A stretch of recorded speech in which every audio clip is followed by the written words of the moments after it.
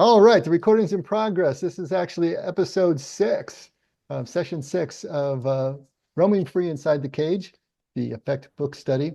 And we're going to take a jump tonight, like a quantum leap or light jump to page 157.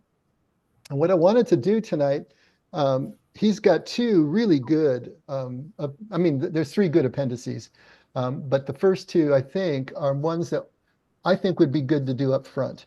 We finished the introduction last week, and before we dive into the first chapter and the first of the four sections that he's got the book organized into, um, Appendix B is a history and philosophy of the Enneagram, which is a really good kind of 30,000-foot flyby. And so for those of you who are more studying in the Enneagram, some of this may be some remedial work, but for a lot of us, it's new stuff.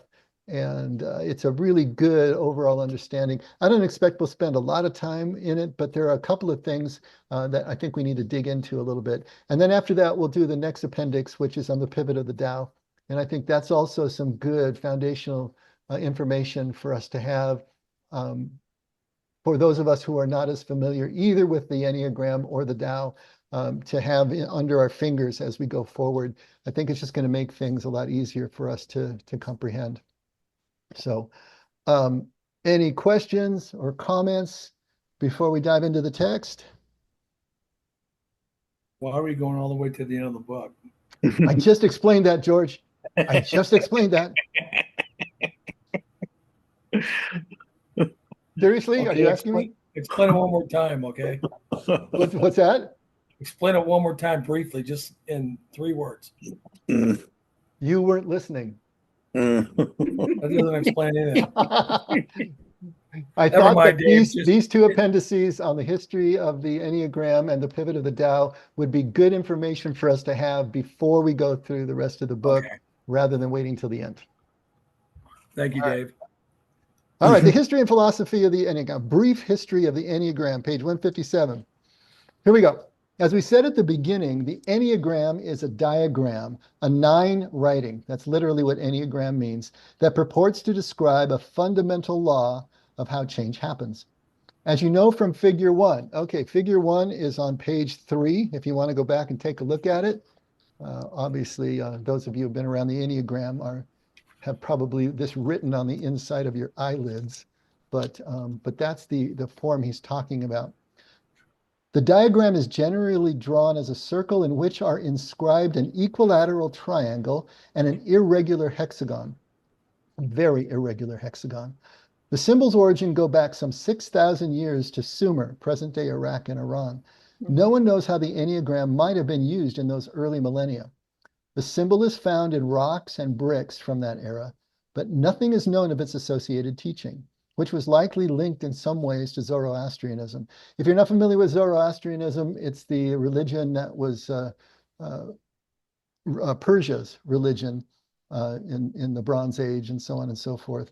And it is attributed to the prophet Zoroaster. It's interesting how Zoroastrianism has a lot of parallels with Judaism and Christianity, but it is their kind of unique religion. We know very little about its development in the Orient until the 9th century of the present era, when the great Persian mathematician El-Khwarizmi borrowed Hindu numerals and the concept of zero from India. Did you know that we didn't have zero for a long time? Once true zero was introduced, basic arithmetic computations encountered certain disturbances.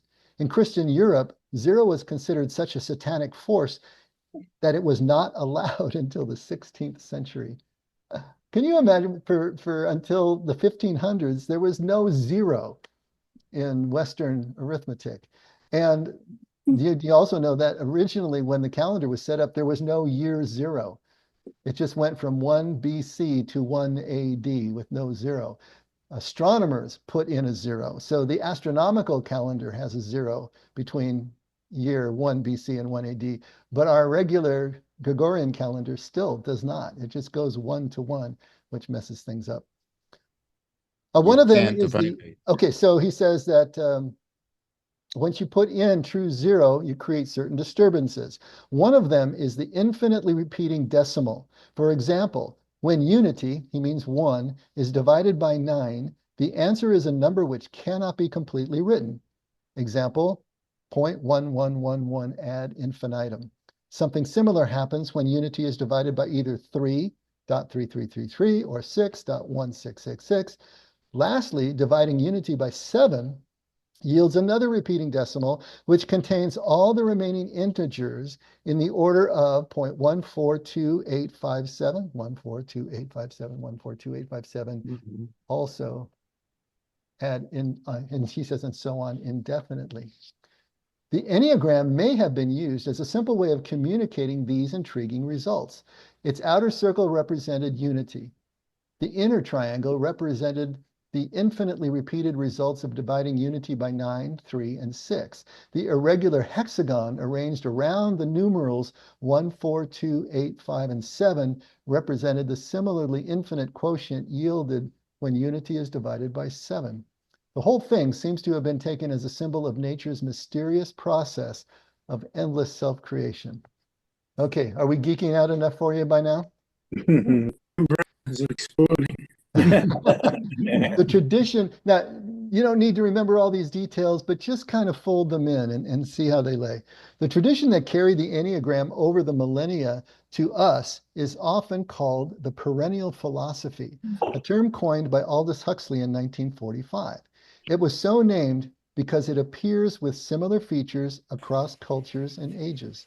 Although its roots go back to ancient Persia and India, the perennial philosophy had a heavy influence upon and was in turn shaped by the mystery religions of Greece and by Pythagoras, Plato, and the Gnostics. From there, the tradition entered Europe. It fell into immediate disfavor during the earliest Christian period when expectations of Jesus' literal return to establish a political kingdom overrode the more mystical Gnostic version of his message. However, it experienced something of a renaissance during the 3rd and 4th centuries, partly through a group known as the Desert Fathers. These were Christian monks, many of whom were followers of Origen, a Christian theologian heavily influenced by Gnosticism, and roundly condemned for this by several church councils. These men and women left what they perceived as the chaos and corruption of a decadent Roman Empire for the simplicity and tranquility of the deserts of Egypt and the Middle East. We've talked about the Desert Fathers and Mothers a lot.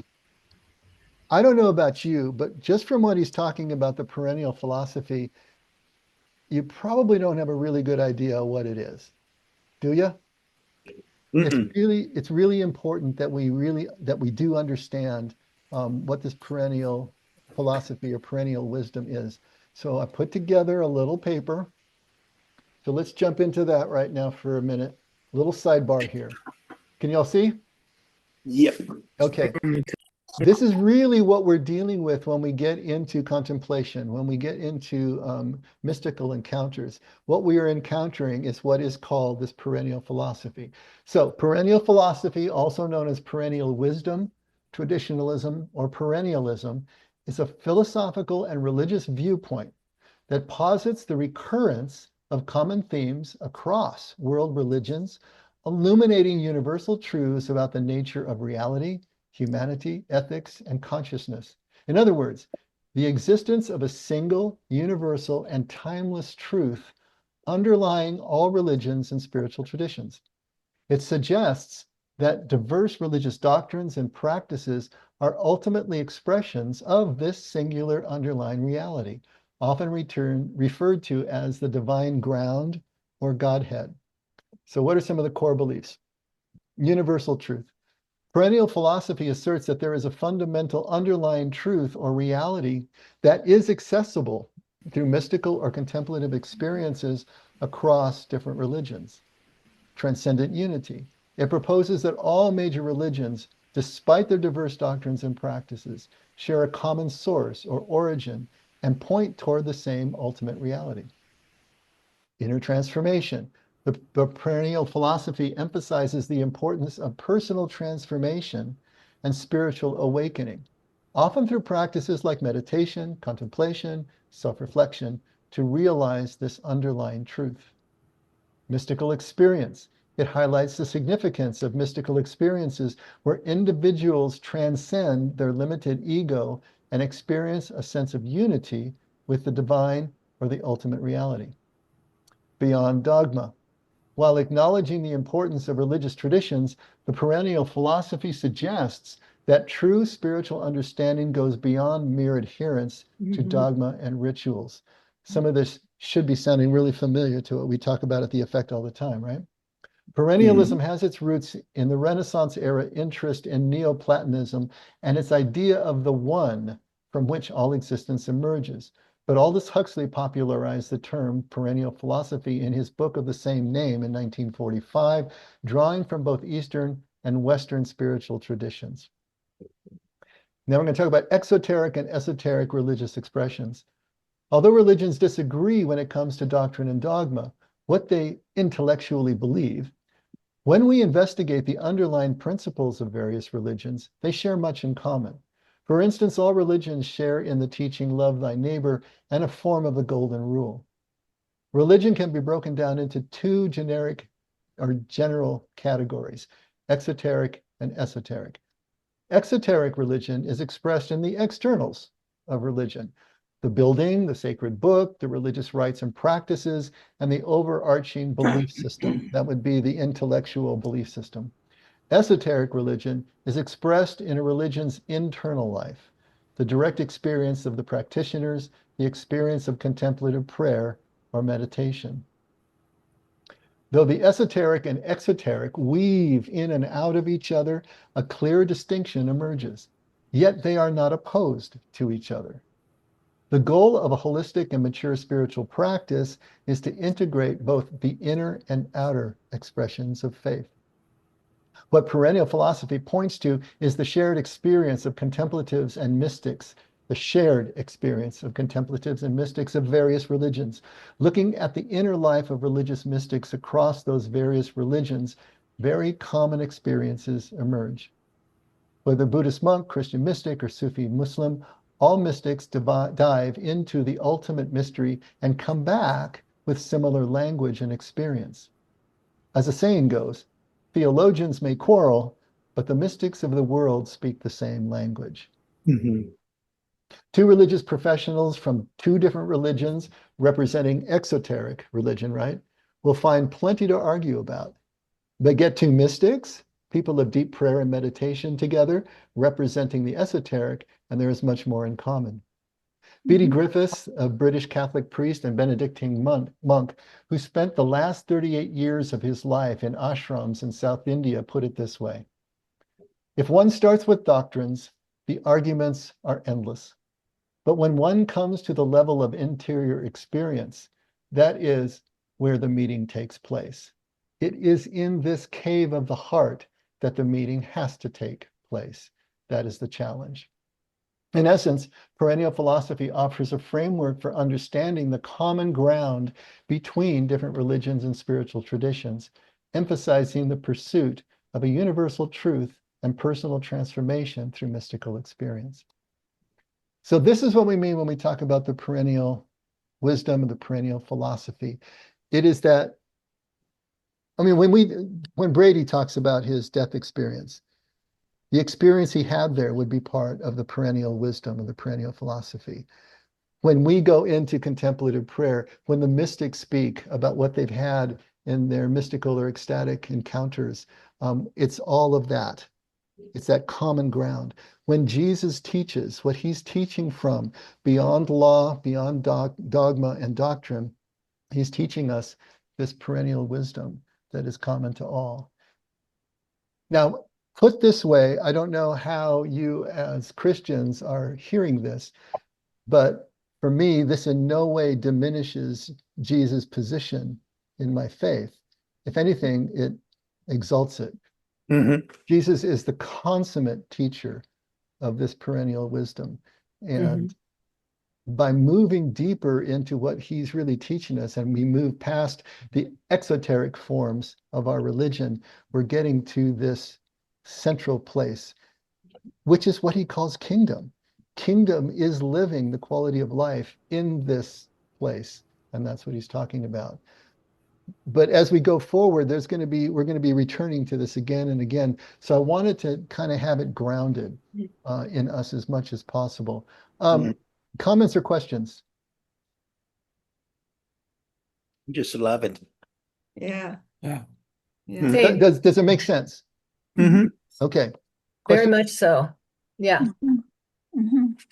At the Richard Rohr, the School of Action and Contemplation, when I went through his 2-year program, the whole 2 years was completely about perennial wisdom and the introduction to the mystics throughout the ages of different faiths and religions. And what really brings it home in an interesting way, I was raised Catholic, and you can see that there's always been people who really focused on the religion, but there were saints in the faith that were lovely, like Saint Teresa of Avila and Saint Clare and Yeah. Francis of Assisi. And they're just, I love to read biographies, and you could see that blending there, that some crossed over that bridge and left that battleground of religious doctrine and allowed the internal mystery to take place in their heart. Mhm. Yeah. Perfect. That's It's- I think beautiful. also it's like the universality of certain principles and Mm. thoughts. Mhm. But can I add something? It's digressing it because it's bugging me. The concept of zero, because the author wrote it, right? So I just want to comment. But I understand in mathematics or algebra in calculation, all right, not until the Persian mathematician. But the concept of zero must exist in everyday life, right? Because I Wait, was the writing concept here, of zero, what? I can't hear. must exist in everyday life. Like I say, Mother, I'm hungry. And mother says, I'm sorry, child, we're out of eggs. But the concept is there, right? Yes. I don't comprehend why there's no. But anyway, we can move. Well, we have zero now, Ellen. We're good. It's something. Totally. Except in the calendar, there's no year zero. Mhm. Go figure. Mm. Oh. Just don't divide by That's great. zero. That's great. So anything else about the perennial wisdom or philosophy? Just that I connect with it too deeply to have words for it. Truthfully. And Yeah. that's it, Lori, right? That's it. I mean, ultimately, the perennial wisdom is going to be part of the I, not the me. Yeah. It's going to be something that cannot be really described. It can be experienced, you know it. We can formulate what we would call prescriptive concepts from it, like the golden rule, like love your neighbor. Some of those can be distilled out from it. And those would be practices based on it. But the actual wisdom itself is what happens, deep in your heart in real time as it unfolds in those moments where you are in that contemplative or mystical space. Mm. Mm. Mm. And Yeah. that's why, since it's beneath words and beneath logic and intellect and rationality, that's what gives it the universality, right? Yes.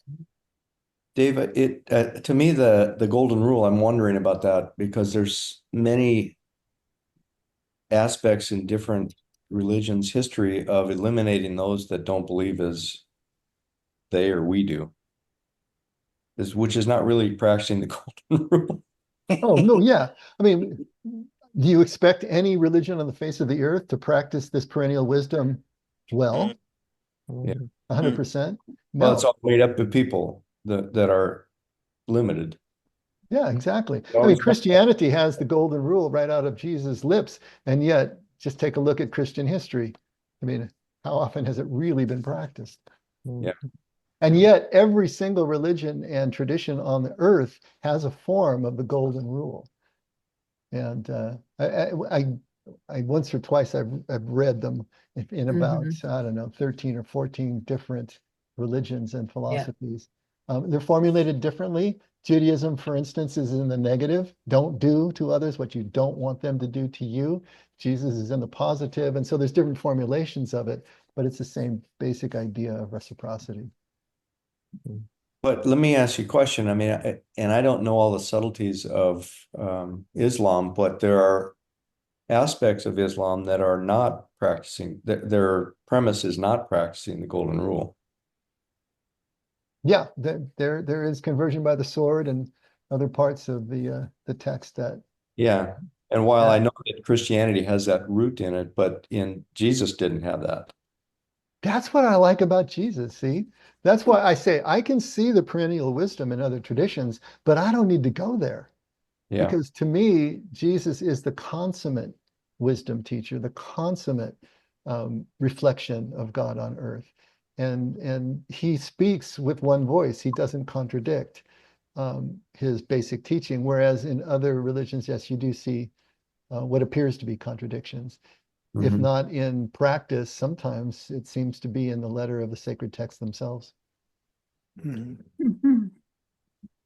And that, that's kind of the wake up call a little bit to me, just in our current world environment, is that I think all religions act like Christians do, and Christian in a sense of not denominational differences, but in the sense of loving your neighbor as yourself. And in current times, that isn't what we observe. Mhm. Yeah. And of course, there's some pretty gnarly things in the Old Testament, what we call the Old Testament. But notice that Jesus never quoted those. Mhm. He just left them out of the mix. And He he did. quoted those passages and those books that comported with his knowledge of and identification with God's nature. And so he was smart enough and had permission to do that. I think he's given us permission to do that as well. And obviously, there are Sufi mystics who do the same thing with their sacred texts, and they know what it is they're supposed to follow and what was more of a descriptive passage in their sacred texts. So, Mhm. mm, Mhm. He's very selective. It's like someone has ADD. It's really selective attention span. And sorry, but he was so selective. But it only makes sense because then there's the battle between your stake in the ground to either the law or the love, and he chose to just focus on the love. Mhm. mm. Mhm. He kept the law, except for the oral tradition, but he always used it as a guide, as instruction, and never used it as an excuse not to bring his whole presence to each moment and make his choices based on what love required in that situation for the people who would be affected. And so that's the balance that we all need to strike as much as we possibly can. Mhm. Mhm. All right, let's move on. And if there are any questions, just shout them out. Can I just hang on just a second? Yeah, sure.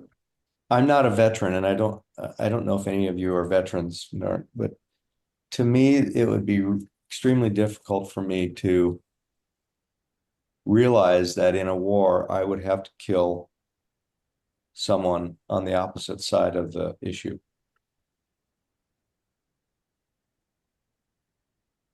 Love Okay. my neighbor as myself, Mm-hmm. And you heard, yeah, I think you quoted the story of during World War II, the German or World War I, the German and the opposite side on Christmas would lay down their arms and they would stand up and they would share in the Christmas. Christmas experience. And then the next day they'd be shooting at each other again. That's a toughie. I mean, whether you agree or not with what your country is going to war for, when it comes down to that aspect of warfare, that is just a toughie. Mm-hmm. Mhm. And so every one of us has to make our ethical decisions based, on the ways that we make ethical decisions that we've been discussing for the last few Sundays. And then also based on the situation that you find yourself in. Yeah. If you know that you are not supposed to take a life, then you need to become a conscientious objector and not take the oath and then face whatever consequences your country makes you face for having refused.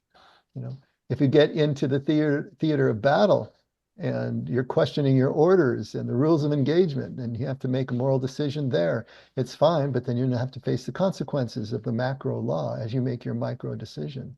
But that's up to every single one of us to make those kinds of decisions.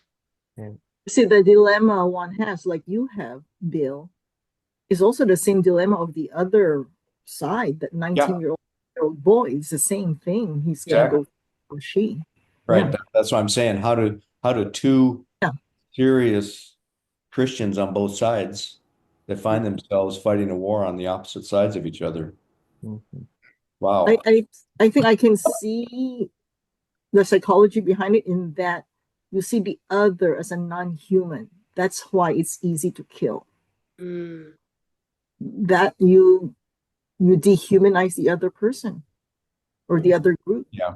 Yeah. That's the politician's job, right? I was just thinking, you cannot identify with someone and kill them. Yeah. Exactly. So they have to be something other than. Right.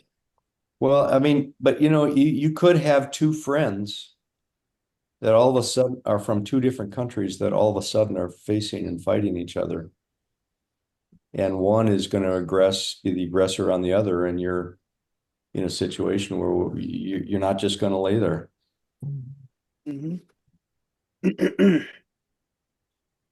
Yeah.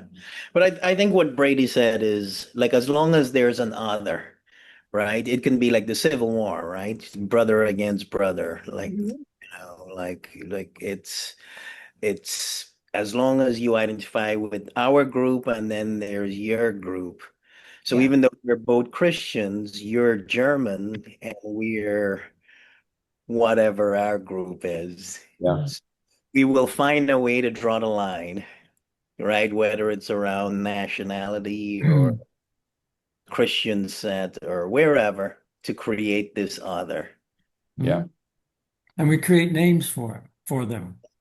Yeah.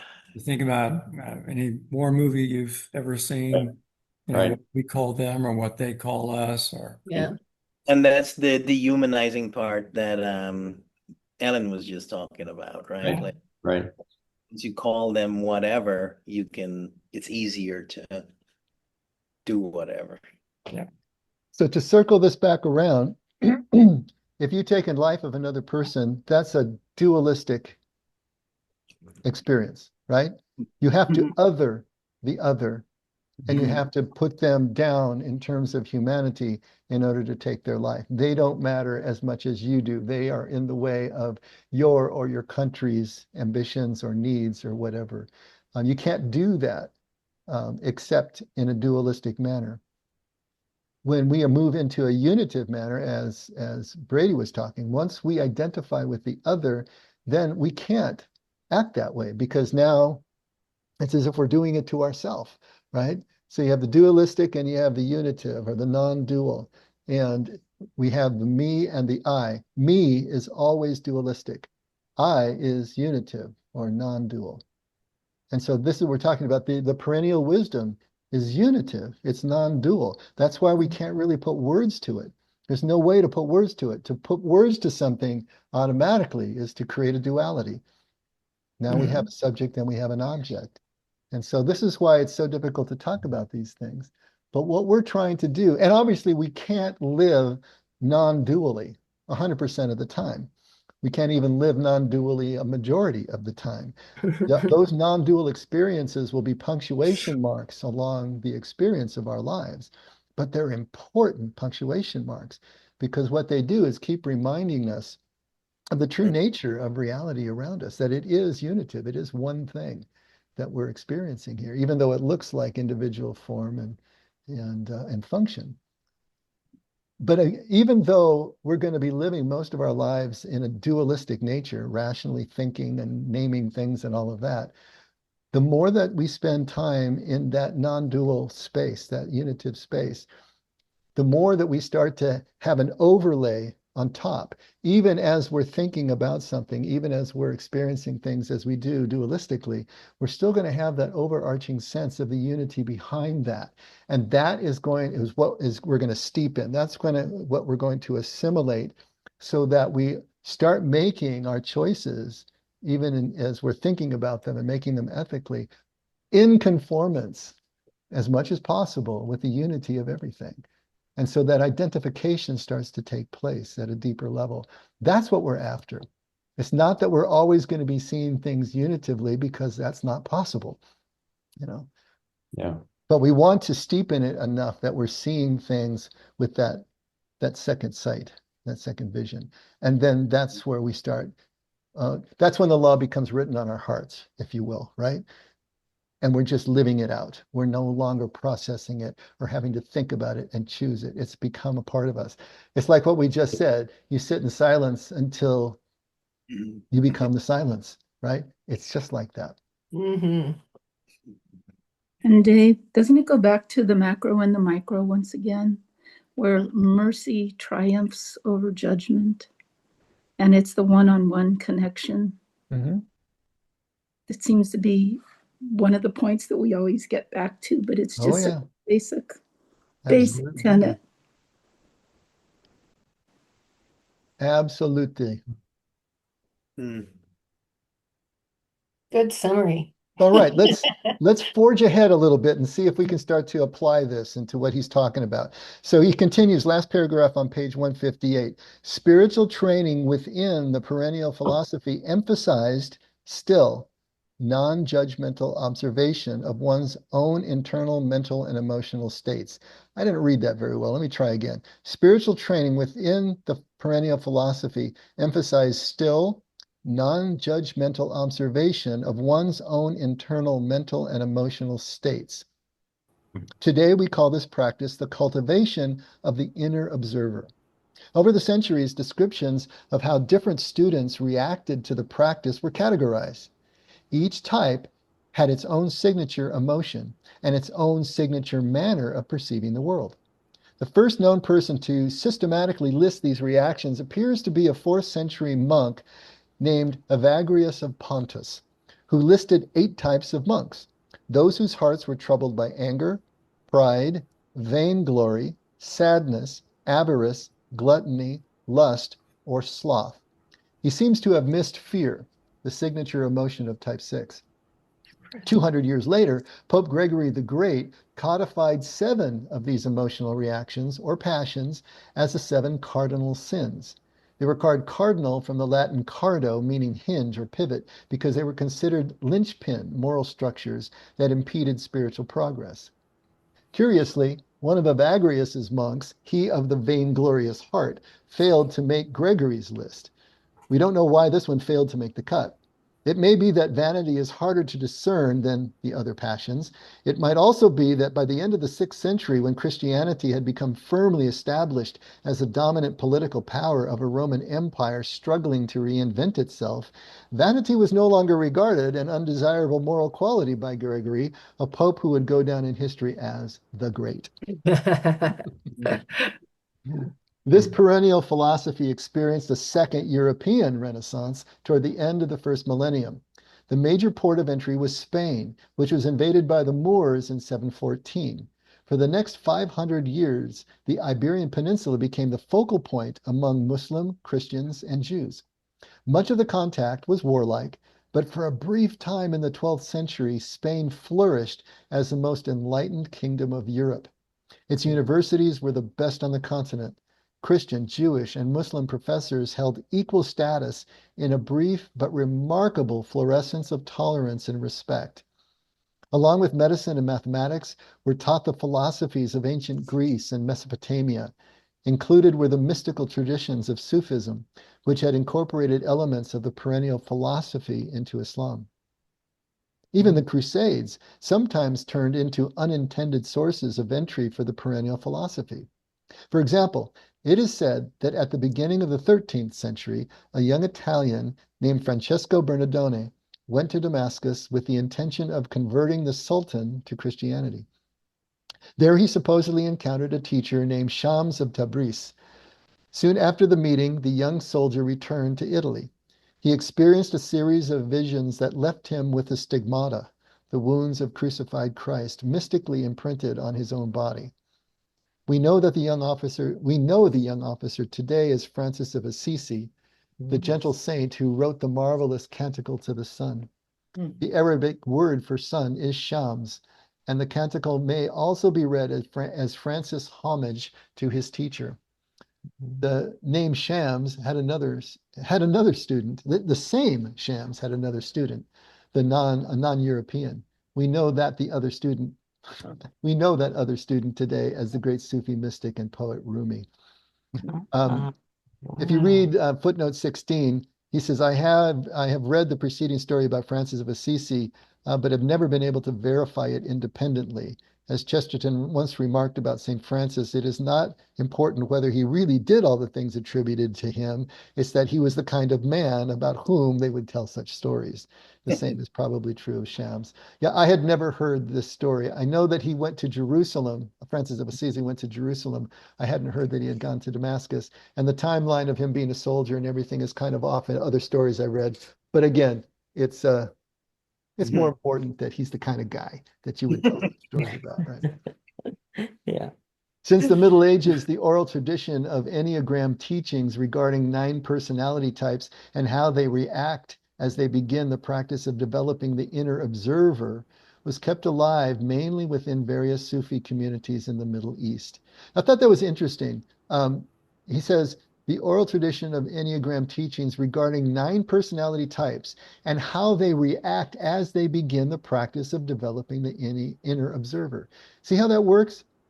You know, it's as we are trying to move beyond ourselves, as we're trying to grow, that's when these personality types actually rear their ugly heads in the case if they're limiting us or resisting. But I thought that was an interesting way to put it.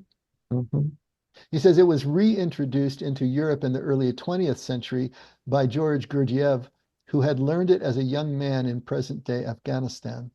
In the 1970s, the system was introduced to the United States by a Chilean psychologist named Claudio Naranjo. Naranjo had come to the United States in the 1960s on a Fulbright scholarship to work on the early computerized studies of personality dimensions, first with Gordon Allport at Harvard and subsequently with Raymond Cattell in Illinois. He later moved to Berkeley and began work with Frank Barron. Around 1970, he returned to the dry deserts of northern Chile to study the Enneagram with a psychologist and Sufi master by the name of Oscar Ichazo. Naranjo later claimed that his study with Ichazo was the most important turning point of his career. He returned to Berkeley the following year and in subsequent years gave continuing seminars on the subject. Among the early participants were A.H. Almas, Sandra Maitri, Robert Oakes, Charles Tart, and Helen Palmer. Palmer was the first American psychologist to publish descriptions of the Enneagram in the public domain, something that had previously been previously forbidden. Hey, we got a typo there. Cool. We found it. Forbidden by its early circle of teachers. Today, one can find hundreds of books about the Enneagram, some very fine and some just awful. Readers who are new to the system may want to begin with a short but excellent book by David Daniels called The Essential Enneagram, which will help you determine your own type. Helen Palmer's now classic work, The Enneagram, Understanding Yourself and the Others in Your Life, is then the next book to read. It has been translated into over 20 languages and is used all around the world to give students a fuller appreciation of the depth and wisdom of the Enneagram. A short annotated bibliography of books on the Enneagram can be found in Appendix C. Okay, so that's a quick rundown. Now let's take a look at the philosophical assumptions. Do we need to take a break here? I know it's a lot of stuff, right? Okay, the Enneagram's origins reach back through Sufism to ancient Persia. Like all of the perennial philosophy, it is based upon a fundamentally different metaphysics from that of empiricism. And he's going to really hit empiricism hard, which is the dominant philosophy of modern Europe and North America. Empiricism begins by assuming that true knowledge comes only from empirical observation and measurement. As a result of such an assumption, the only true reality can be the material world. Oh. The mind is regarded as an epiphenomenon of the chemical and electronic circuitry of the material brain. Its most highly developed products are logic and analysis, which can in turn be used to predict and control the material world. So this is so important for us to understand that since the Enlightenment, since the last 500 years or so, empiricism is what drives the West. That we have, it's the process of experimentation and verification. If we can't do that, then it doesn't exist. It is not true. All right. But that relegates us to the material world where empiricism actually works. And he's going to make the point here. Empiricism does not work in the existential or the spiritual. It doesn't work in the I. It doesn't work in the perennial wisdom. The perennial philosophy, he says, is a little less optimistic than empiricism is about the powers of human logic and analysis. One might even say it is downright pessimistic. In fact, the perennial philosophy directly attributes the human spirit's sense of alienation from the natural world to the overuse of analysis and reason. In philosophical terms, the perennial philosophy is non-dual. It assumes that there is only one reality, which is simultaneously material and spiritual, temporal and eternal, individual and universal. More precisely, it says that what appear to our human eyes as the two separate orders of material and spiritual, temporal and eternal, individual and universal, are not two. Our day-to-day unenlightened mind separates these perceived dualities into opposing categories, which is why we feel fundamentally alienated from our original ground.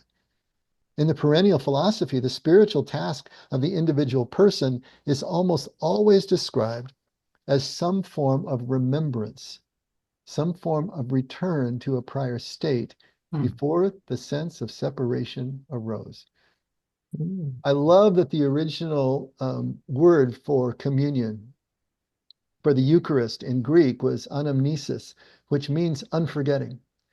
So when Jesus says, do this in remembrance of me, eat this bread and remember me, drink this cup and remember me, the idea is that we are unforgetting, we are remembering. But I think unforgetting is even stronger. We are unforgetting who we are. We forgot who we are, really, who we were born to be, where we come from. And we're going to unforget that as we become one with everything that Jesus is, the essence of what makes him tick, as we bring body and blood into our own systems. And so it's right there in Christianity, front and center, that remembrance of who we really are. We do become domesticated. Say that again, Brady? We do become domesticated. Absolutely. Yeah. Because who we really are is wild and crazy, right? I mean, that's the whole point. Right. Yeah, absolutely. And we forget that. And we accept our lot in life and we live our lives day to day, the things that we do. And as Thomas Merton said, I wish that I could tell all these people that they're walking around shining like the sun. Yeah. That's who we are. If we could just see that. And so in these moments, these punctuation marks along the way of this perennial wisdom, those I moments, that's what we're remembering who we really are. And we get lost in that oneness of everything and realize we are one with all of this. And that's what we have to keep remembering between those peaks and to move it through our lives, integrate it into our lives in a meaningful way. From this, you can see how the Enneagram will be terribly misunderstood if one thinks of it as 9 compartments into which to file human personality. Right? That's an important line. To see it thus is to see it only through empiricist eyes. More fundamentally, the Enneagram of the perennial philosophy is a mapping of energetic blockages that prevent us from recognizing our actual unity with a universal reality that fully and completely inhabits and pervades us at every moment. That's who we really are. Mhm. Now you can see why we needed to take some time with this perennial wisdom and really nail it down as best we can in, in an hour. And we can keep coming back to it as needed. But it's so much a part of everything that we're doing here. Our whole spiritual formation, the contemplative way, Jesus' way, and now Taoism and the Enneagram are all pointing us in that same direction. And so we need to have a kind of a clear idea of what it is that we are approaching here. And you've all experienced it. You've all had those peak moments, whether they were a result of your prayer life or not. They can just be intense moments that take the ego out, shut down the default mode network, those moments of awe that diminish our sense of self, whatever it happens to be, from a moment in nature to a relationship or whatever. We've all had that experience. What we want to do is start cultivating those experiences and be able to have them in non-intense moments. We can see the basic reality of life, even in what seems to be insignificant moments and events and elements. So that's what we're trying to do here. Always what we're trying to do. Let's see, we've only got a few minutes. I guess we can read one more paragraph. He's going to make the turn back to Taoism. I have made Taoism a major thread of this book because I believe that Taoism is an elegantly articulated version of the perennial philosophy that beautifully complements the traditional teachings of the Enneagram. Taoism arose as a reaction to Confucius, who lived approximately around the time of Buddha. Confucius had offered an elegant, rigorous, and highly moral philosophy of life to ancient China. Its distinguishing features were the cultivation of piety, deference, and fidelity to ritual and tradition. In many ways, it was the most ideal philosophy of life yet proposed in all of Asia. But Confucius happened to propose it just as feudal China began to assemble itself into an empire. It accomplished this, of course, in the usual way, through stubborn, prolonged, and brutal warfare.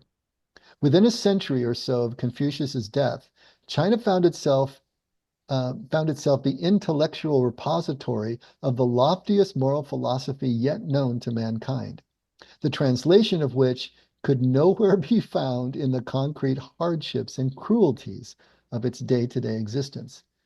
In this disillusioned milieu, Taoism arose as a reaction against the failed formalism of Confucianism. And if you read the Chuang Tzu, we read that one portion about joy, right? Last week or the week before. If you read in Chuang Tzu, you'll see how he is coming up against repeatedly, coming up against the rigid formalism that Confucianism had become by the time Chuang Tzu comes on the scene.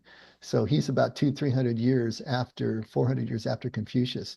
So by that time, Confucianism is well established. But like what always happens, Confucius comes up with this beautiful way for people to be able to think through their ethics and to make ethical choices that are going to knit the community together and to be able to bring the individual through to greater and greater enlightenment. But as time goes on, all that gets written down and formalized and then gets crusted over with the authoritarian monolithic idea that these rules must be followed. And this is how you practice your piety. This is how you practice your virtue. And any deviation from this is less than, so on and so forth. But what does that sound like to you? Mhm. See, if Taoism was a reaction to Confucianism, Jesus was a reaction to Pharisaism in the exact same way. Yeah. That's exactly what was going on. When the Pharisees started their tradition, it was a beautiful thing. They were trying to find a way to, at once, keep the Jews separate and keep them from being assimilated into the cultures around them, and to keep their devotion to God a very singular thing. But over the centuries, it just came crusted over with rule after rule after rule, until now they're just mere rule following. Jesus is trying to return the hearts of the people back to the Father, as prophets do. He was trying to be able to reform Judaism back into a heart connection with God rather than just mere rule following. And then you fast forward 300 years, and you find that the desert fathers and mothers are having to do the same thing to what Christianity became 300 years after Jesus. And now is being assimilated into Roman power. And they're looking around saying, this has nothing to do with anything that we started out. There has to be something we're missing. And so they flee into the desert, into the purity and the austerity of that fierce landscape, as Belden Lane likes to put it, to find what it is that has been lost. And so this is the pendulum swinging back and forth and back and forth, you know. And you can say that the Protestant Reformation was a reaction to what Western Catholicism had become. But within a few generations, the Reformation itself is bogged down in all of its legalism. And so here we go again. But it's so interesting. If we go back to the original formulations, we can see the beauty in most of these systems. Pharisees included, Confucius, Taoist, Jesus himself. But it's what happens over time that we have to watch out for, because inevitably it becomes legalistic. Inevitably it becomes all symbol without the meaning behind it, ritual without the heart behind it. And that's what we as individuals, you know, whether we can change the forms, the exoteric forms or not, we have to return our own hearts despite that as best we can.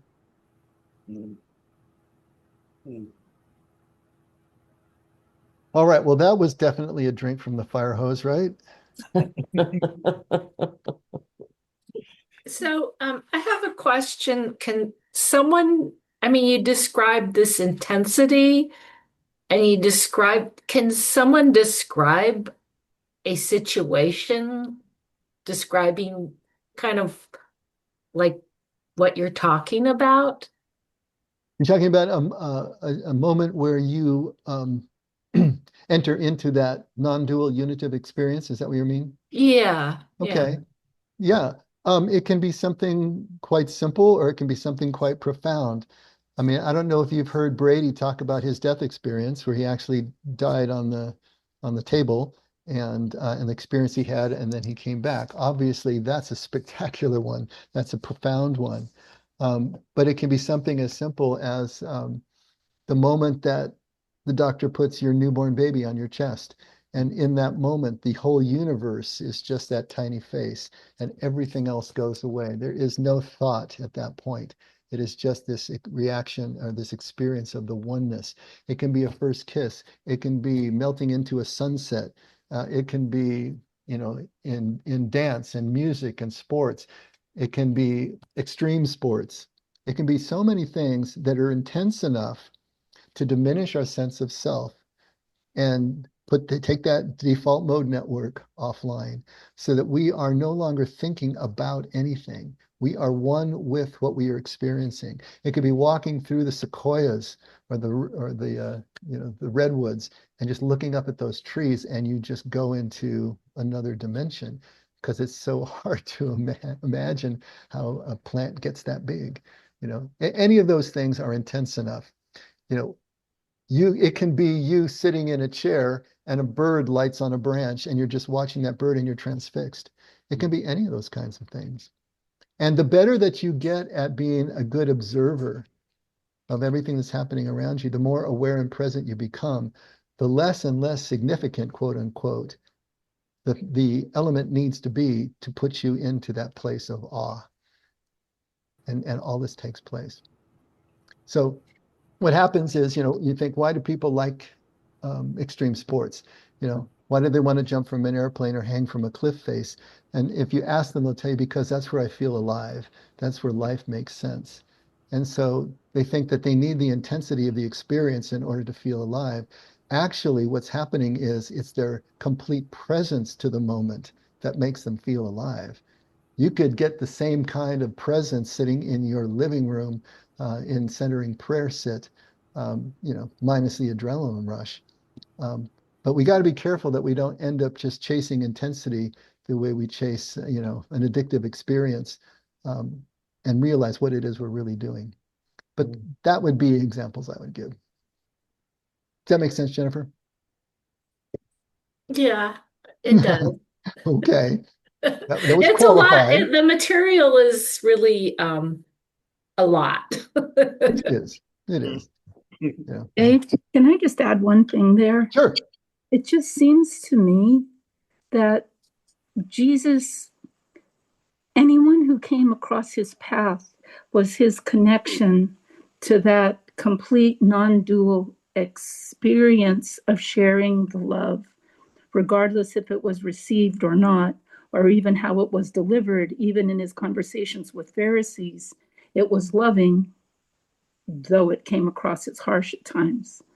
But as we go through our days, or as I go through my days, any person that I come across, I mean, it's like I lost all my friends because my life changed so much.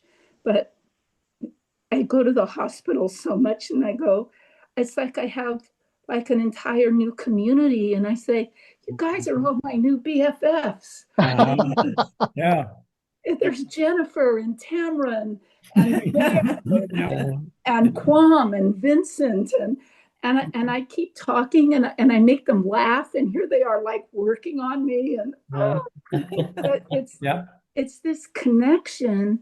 And though my own experiences are unique and special in their own way, that deep connection with other humans that need that complete mercy, that non-judgmental acceptance and love and invitation to growth, it's all right there, just as we walk through our days. And the good news, Nina, is when you step back into the church, all your old BFFs are right there alongside you as well. You've just added a new community. You haven't lost the old one.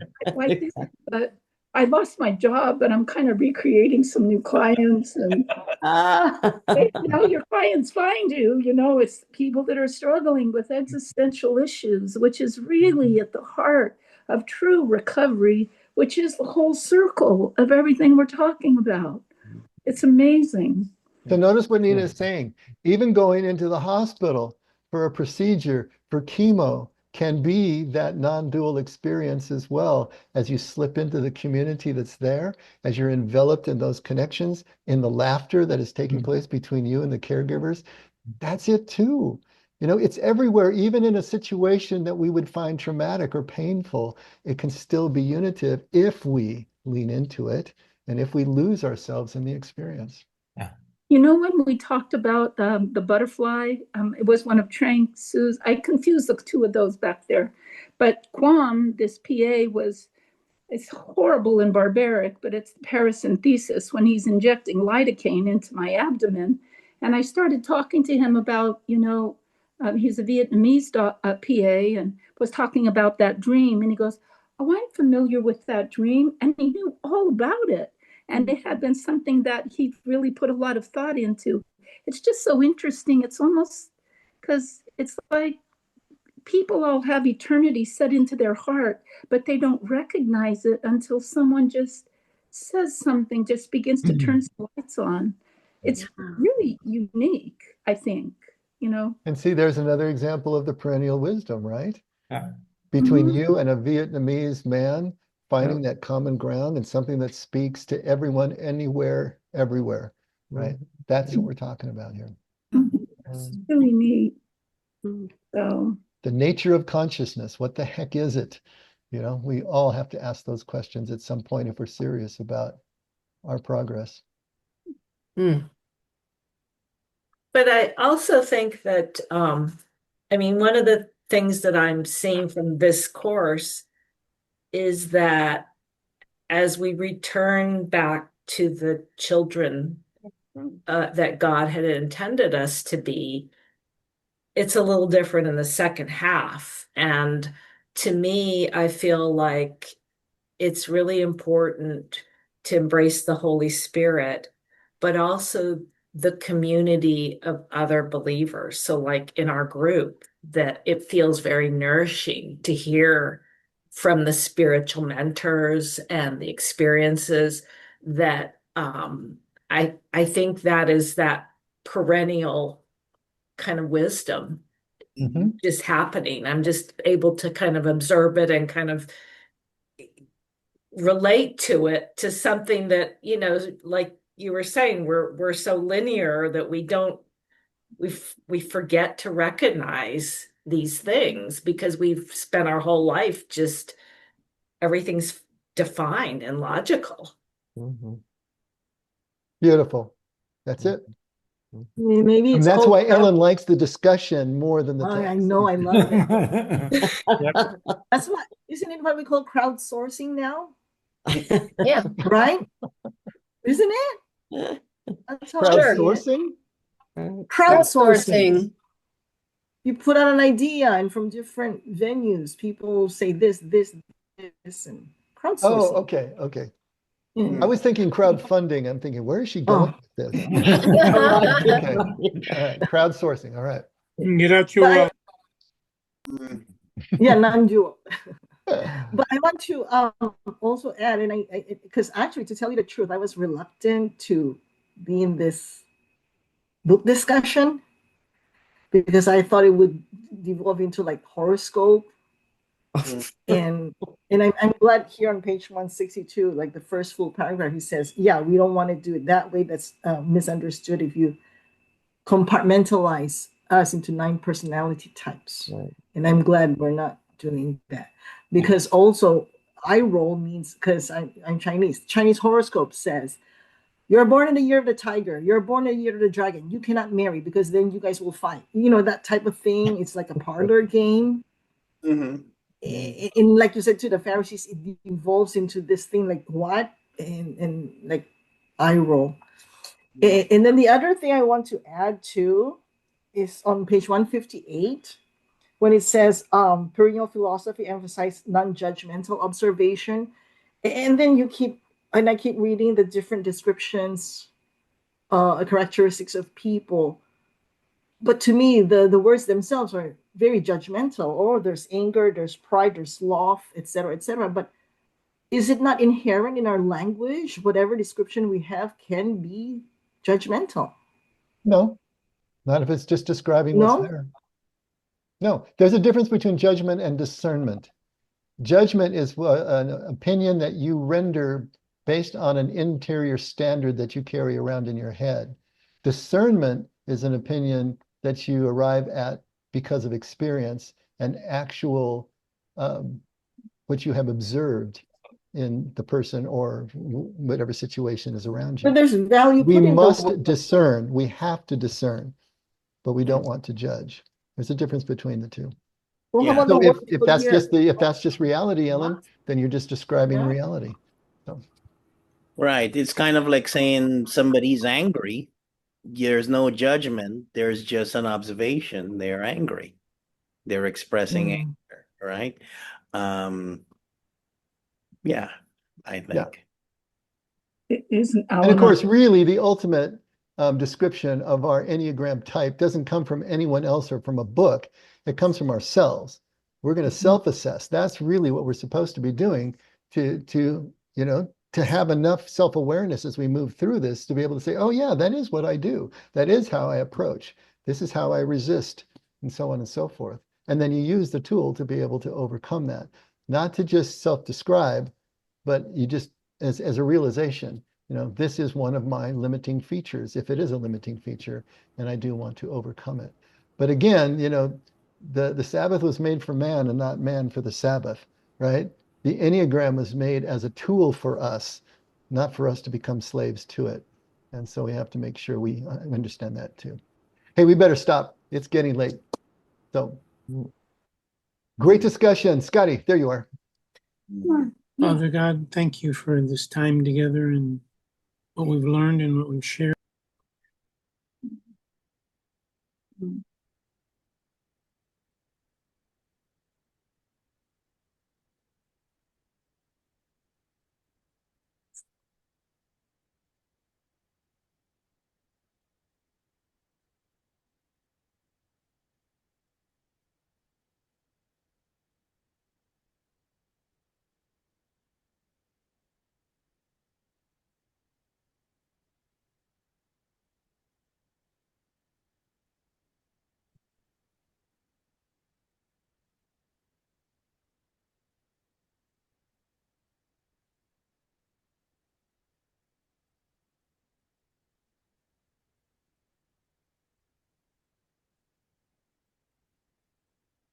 Amen. Amen. Man. Mhm. So Well- Scotty, Confucius say, I'm confused. Okay. I'm more confused this We'll week talk than I later, was last George. week. We can have a conversation, definitely. I'm sorry, but yeah, especially if you're approaching this for the first time, it can be a little overwhelming. Yeah. It is, Thanks. but I mean, once you get it, then you get it. It just takes Yeah. time. Thanks not for worried. hanging in, everybody. We'll continue. Loving it. Loving it. Finish up this thing next. See you guys. Finish up this appendix next week. Absolutely. Take care, everybody. Next week. All right. Good Good night. night. See you Guys. Sunday. Bye. All right. For Take Friday. care. Good night. How about Friday? Oh, Friday. We'll see you Friday. That's absolutely right. Yeah. Movie night. Geez. Almost. Thank you for reminding me. Oh, yeah. Yes, we'll be there Friday too. All right. Good night, everyone. Good night, Jordana. Good night. Good night, Nina and Hey. Doug. Just before you go, I just wanted to ask you something. Hold on a second. Let me go ahead. No, I didn't want to do that. Let me do Bye, that. Nina. Hey, Douglas.